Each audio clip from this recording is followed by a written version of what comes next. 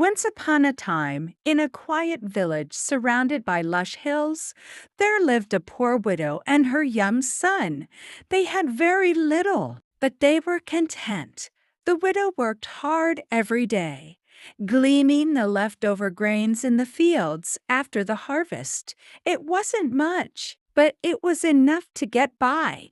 Their little cottage Saturday by the edge of a river, nestled between the rolling hills, the sun shone on their home, making it look peaceful and serene, even though they didn't have much wealth.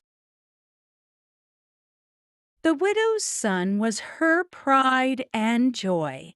He had big blue eyes that sparkled like the sky on a clear day, and his golden curls shone like threads of sunlight. He was a kind-hearted boy, always eager to help his mother in every way he could. Whether it was gathering firewood or cleaning the small house, he was always by her side. The widow was grateful for her son's help, for he was a constant source of happiness in her life. Even though they didn't have money, they shared love and laughter in their little home. The boy loved his mother dearly and always worked hard to make her life a little easier. They would spend evenings together, watching the sunset over the river and talking about their dreams. The widow would often tell her son stories of happier times, when they had enough to eat and a warm fire in the hearth. But now things had changed. As the years passed, the widow's health began to decline. She grew weaker and more frail with each passing day. The doctor had told her that she needed to rest, but there was no one to take care of them. The money they had saved slowly vanished as her illness worsened. The boy, now 8 years old, could see his mother's struggle, and it hurt him deeply. He knew that his mother needed help, but there was little he could do. One cold winter morning, the widow Saturday by the fire, feeling weaker than ever, she looked at her son, her heart heavy with worry. "I don't know how we'll get food," she said softly, her voice trembling. "I'm not strong enough to work, and we have no money left." The boy, who loved his mother more than anything in the world, thought for a moment. He didn't want to see her suffer, so he made a decision. "But I can work," he exclaimed with determination. "I'll go to the squire up at the hall. I'm sure he will give me something to do, and I'll earn money for you." The widow was hesitant at first. She didn't want to let her son go to the big house alone, especially because he was still so young. She had always protected him, and the thought of him leaving her side was hard to bear. But she knew they had no other choice. Reluctantly, she agreed, her heart heavy with the thought of sending him away. "I'll make you a new suit, so you can look presentable," she said.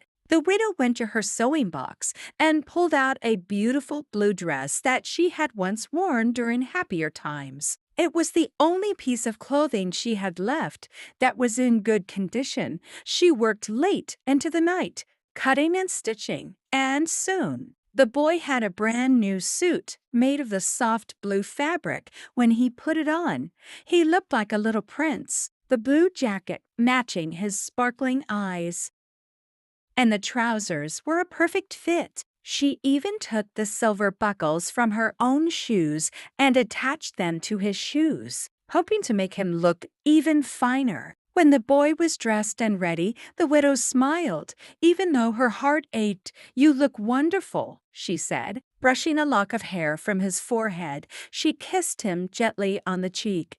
"Go now, and I hope you find work to help us." The boy, though nervous, felt proud of his new outfit.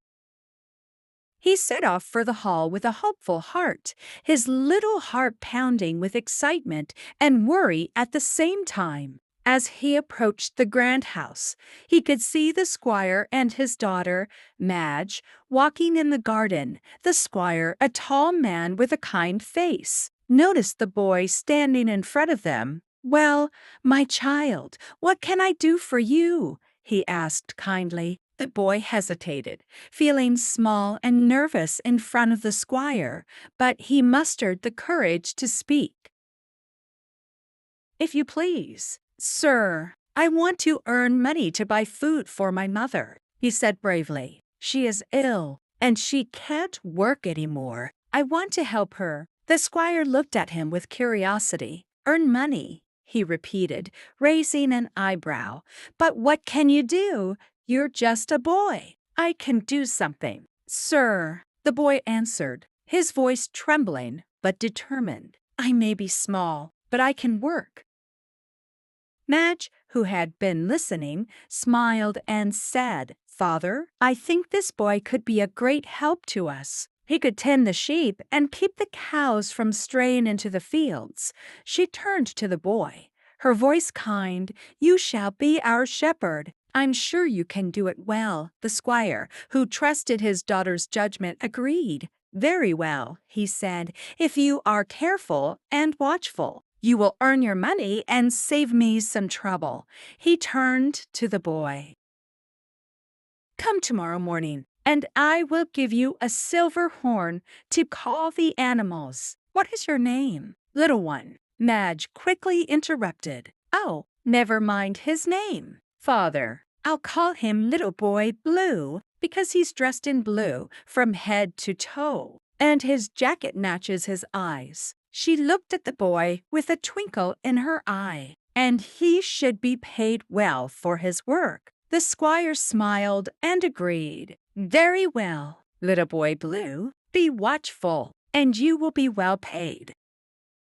The boy was overjoyed. He thanked them both and hurried back home, his heart light with happiness. When he arrived at the cottage, he told his mother the good news. The widow was overwhelmed with joy and cried tears of happiness when she heard about her son's new job. "Little Boy Blue," she whispered, smiling through her tears. "What a lovely name for you." The next morning, Little Boy Blue was up early, eager to begin his new work.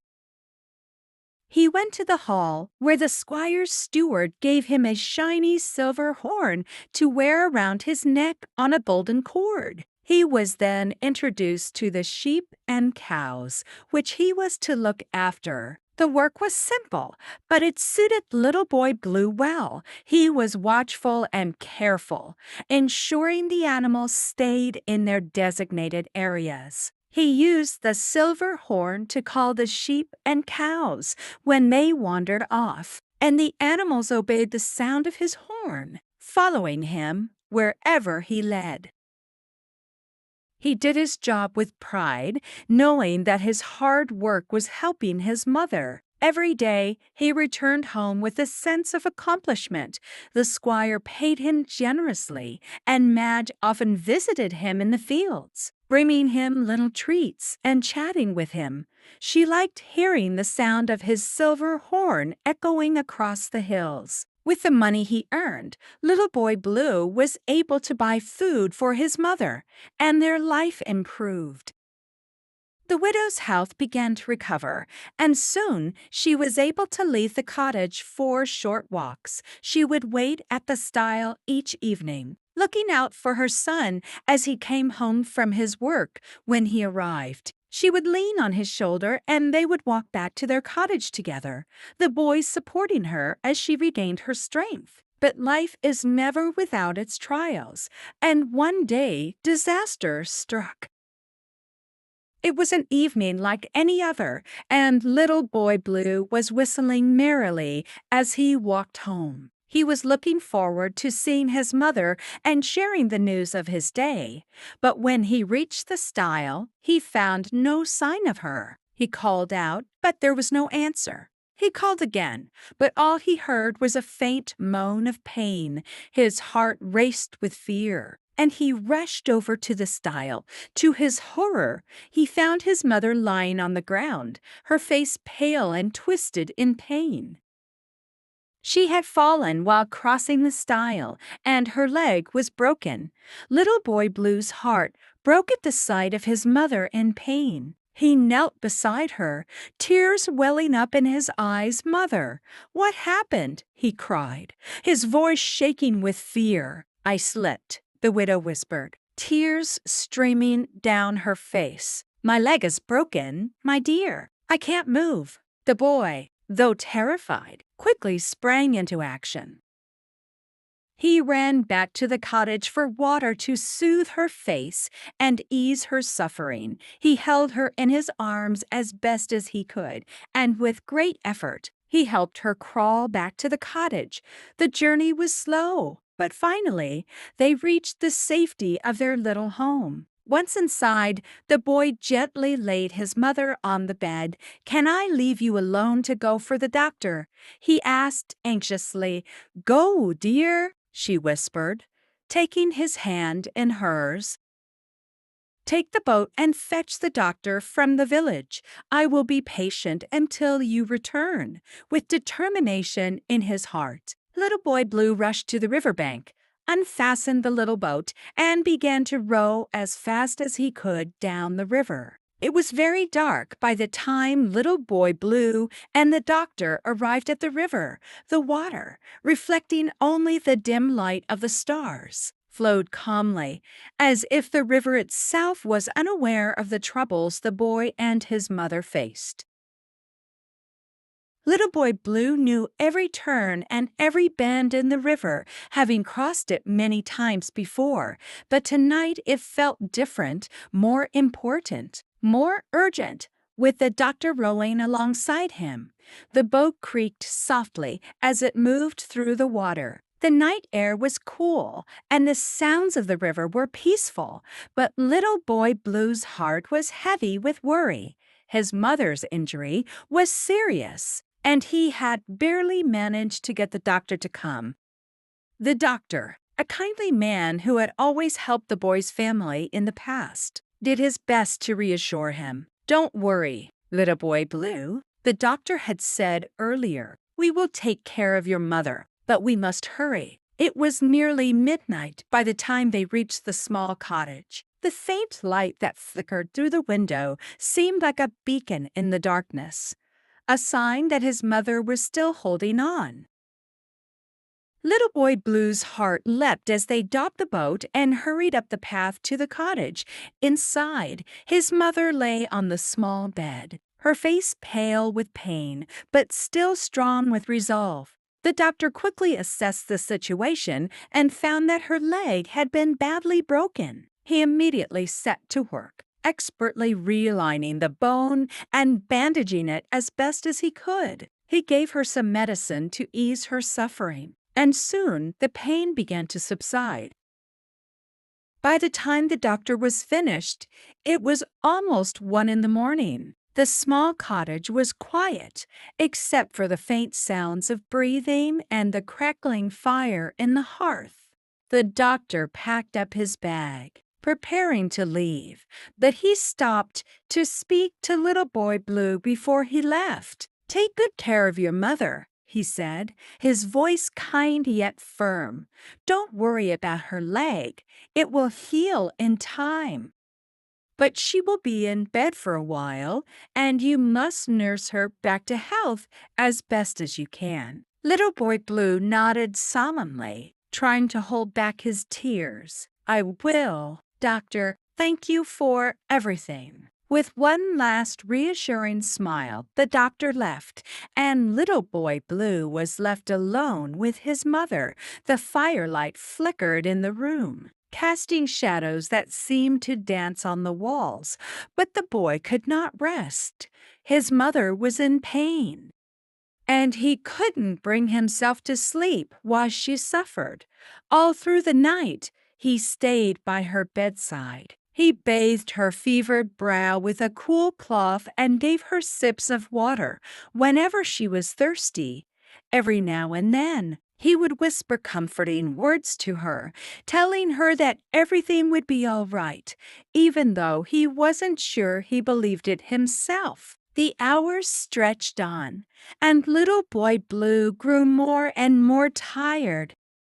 But he could not leave his mother's side. He could not bear to let her suffer alone. As dawn approached, the pain in his mother's leg began to ease, and she was able to sleep more peacefully. Her breathing became steadier, and the tension in her face eased. She looked at Little Boy Blue, her tired eyes filled with gratitude. "You've been so good to me, my dear boy," she whispered, "but now you must go to work. We need the money you earn, especially now that I am hurt. More than ever, we need what the squire gives you for tending the sheep." Little Boy Blue didn't want to leave her, not when she was still recovering, but he knew she was right. They needed the money. His heart ached as he kissed her forehead and left the cottage. He placed food and water by her bedside in case she woke up, then grabbed a quick breakfast himself before heading out. The sun was rising as he walked across the meadow toward the sheep. The world around him was coming to life. Birds were singing. The sky was painted with hues of orange and pink, and the morning dew shimmered on the grass. But for Little Boy Blue, the beauty of the day was overshadowed by the worry for his mother. He wished he could stay with her, but he knew he had to work. As he arrived at the meadow, the sheep were scattered, and the cows were grazing nearby. Little Boy Blue blew his horn to call the strange sheep back into the fold. He did his best to stay alert, but the events of the previous night had taken their toll. He hadn't had any rest, and soon he found himself struggling to keep his eyes open. His eyelids grew heavier with each passing minute, but he fought the drowsiness, determined to do his job properly. He walked to the shady side of a large haystack, hoping to find a moment of rest.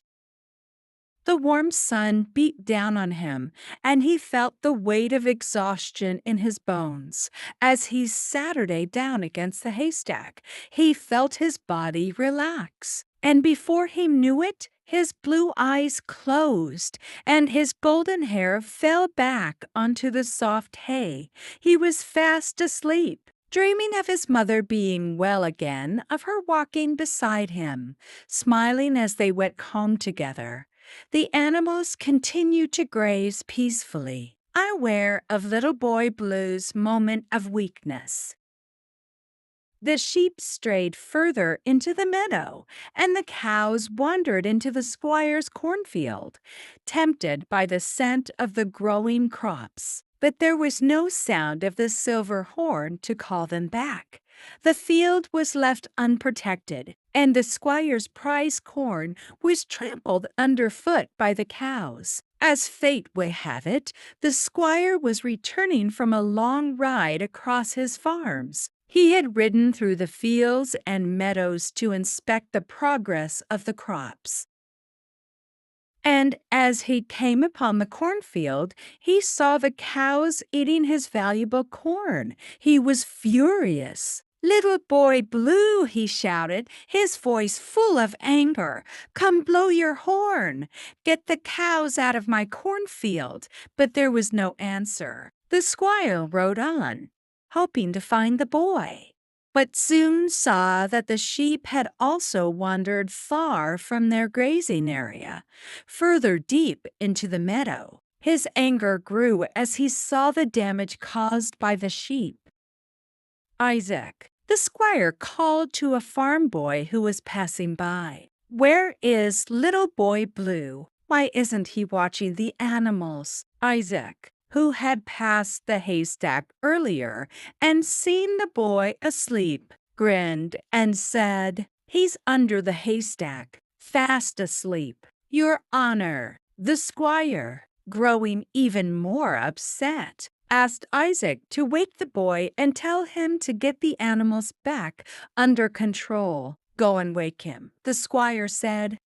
He needs to get the sheep and cows out of my fields before they do more damage. Isaac, seeing an opportunity to replace Little Boy Blue, said, I won't wake him, sir. If I do, he'll surely cry. He is just a baby, and he's not fit to mind the sheep. But I'll drive them out for you. I'll take care of it. Isaac hoped that by doing this, the squire might see him as more capable and give him the job of tending the sheep permanently. The squire's daughter, hearing the commotion, came out to see what was happening. When she learned that Little Boy Blue had fallen asleep on the job and allowed the animals to stray, she was deeply upset. She had always admired Little Boy Blue for his sweet nature and dedication. The squire, furious, dismounted his horse and went to the haystack. He shook Little Boy Blue awake, his voice stern. Awake, Little Boy Blue, he shouted. You have betrayed my trust. You have let the animals wander into my fields and ruin my crops. Little Boy Blue jumped up in a panic, rubbing his eyes and trying to focus. He realized his mistake immediately and began to cry, his heart heavy with guilt. I'm so sorry, Squire, he sobbed. I failed you. I wasn't watching the animals. It's my fault. The squire's daughter, moved by the boy's tears, came forward and gently lifted him into her arms.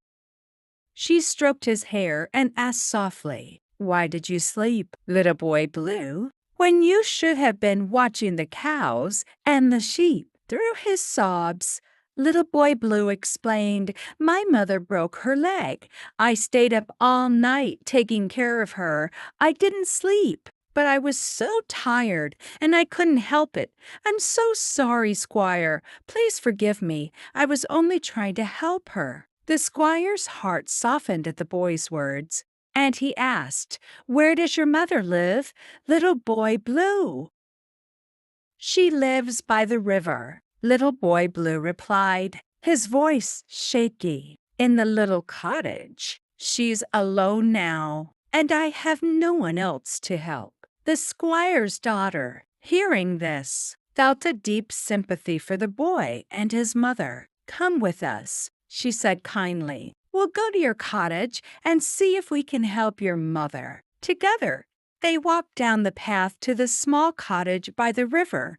When they arrived, the squire spoke to Little Boy Blue's mother, asking her about her injury and offering assistance.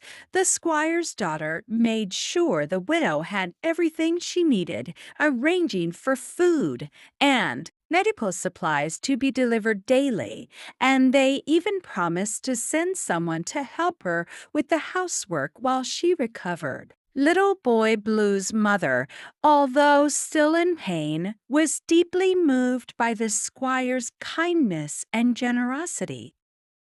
She had never expected such help from anyone, especially not someone as important as the squire. Thank you, sir, she said softly, her voice filled with gratitude. I didn't think anyone would care for us, but you've shown such kindness to my son and me. The squire smiled gently, his heart touched by her words. It is the least I can do, he replied. A good family should not suffer alone, especially when someone is as hardworking and kind as your son. As the days passed, Little Boy Blue's mother grew stronger, thanks to the careful attention she received from both the squire's family and Little Boy Blue, though he still had to tend to the sheep each day. He was no longer as burdened with worry, knowing that his mother was being looked after every evening after his work was done. He returned home to see her resting peacefully, her pain diminishing with each passing day. One afternoon, as little boy Blue was tending to the sheep, a visitor arrived. It was the squire's daughter, who had come to see how the boy was doing. She had brought along a basket filled with fresh fruits and some homemade bread, a small gesture to show her continued support. Little boy Blue was overjoyed to see her, and as they Saturday together by the haystack, they talked about everything and nothing. He told her about his mother's recovery, and she shared stories of her own life on the estate. "I'm so glad you're here," little boy Blue said, his heart lifting. "You've been so kind to us, and I don't know what we would have done without your help." She smiled warmly, her blue eyes shining with compassion. "It's nothing, really," she said. "I just wanted to make sure you're okay. You've worked so hard, and you deserve a little peace." As they Saturday together, a bond formed between them, one that would only grow stronger as time passed. The squire's daughter, who had always been somewhat isolated from the other children in the village due to her status, found herself drawn to little boy Blue's humble nature and his unwavering dedication to his family. Little boy Blue, in turn, found comfort in her company, something he had not expected from someone as important as her. Days turned into weeks, and little boy Blue's mother continued to heal. The squire's family remained a steady presence in their lives, offering support and assistance when needed, with each passing day. Little boy Blue's faith in the goodness of others grew, and he began to realize that, perhaps, there was hope for him after all. One crisp autumn morning, as the first golden rays of sunlight spread across the land, little boy Blue stood by the edge of the meadow, watching the sheep graze peacefully. His mother was now fully recovered, and he felt a sense of pride and relief knowing that she was well again. The squire, who had kept his promise to support them, had even offered little boy Blue a permanent position at the estate, ensuring that he would have steady work and a brighter future. "I've been thinking about what you said," little boy Blue said one day as he spoke to the squire's daughter. "I never thought someone like me could have a better life, but now I see that maybe things can change. Maybe I can make something of myself." She smiled at him, her heart full of warmth. "You already have, little boy Blue. You've shown kindness, dedication, and love for your family. That's more than many could ever hope to achieve."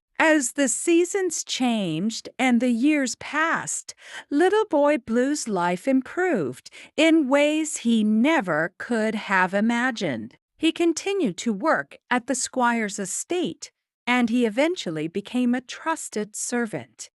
Known for his honesty, hard work, and loyalty, his bond with the squire's daughter deepened, and one day, when the time was right, they were married in a small but beautiful ceremony in the meadow, surrounded by the animals and the beauty of the land they had come to cherish. Little boy Blue's story became one of hope, perseverance, and the power of kindness. He had started as a humble shepherd boy, working tirelessly to care for his mother, and had ended up a trusted member of a noble family.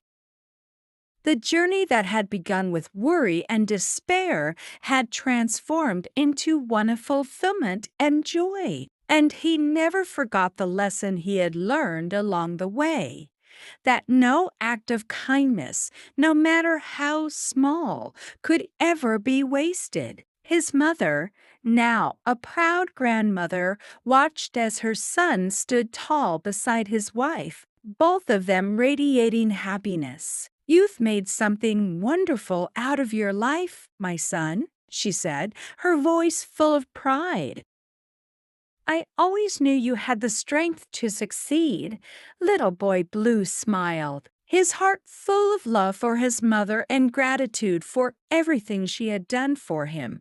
"I couldn't have done it without you, Mother," he replied. "You taught me the most important lessons in life: how to be kind, how to be strong, and how to never give up." And so Little Boy Blue's life continued, full of love, family, and the knowledge that no matter how difficult the journey, there was always hope for a brighter tomorrow.